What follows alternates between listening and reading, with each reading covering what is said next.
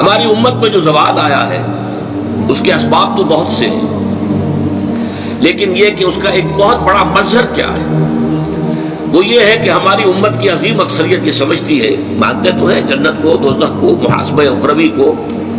لیکن یہ کہ سمجھتے ہیں کہ جب ہم مومن ہیں، جب مسلم ہیں تو مومن ہیں تو نجات تو ہماری ہو جانی ہے۔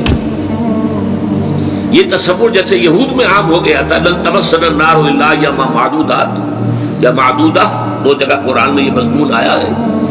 ہمیں تو آگ چھو ہی نہیں سکتی مگر گنتی کے چند دن، جہنم کی تدبیر کرو گے تو جہنم ہی میں جاؤ گے۔ اللہ تعالیٰ زبردستی کسی کو جنت میں داخل کرنے والا نہیں ہے، اور جنت کا معنی ہے تو محنت کرنی ہوگی، اس کے لیے محنت اور مشقت کرنی ہوگی، اس کے لیے ایمان اور عمل صالح اور تواصی بالحق اور تواصی بالصبر کے تقاضے پورے کرنے ہوں گے۔ لہٰذا یہ ہمارے ہاں جو اللہ تعالیٰ کی صفت ہے غفاری اور اللہ تعالیٰ کی صفت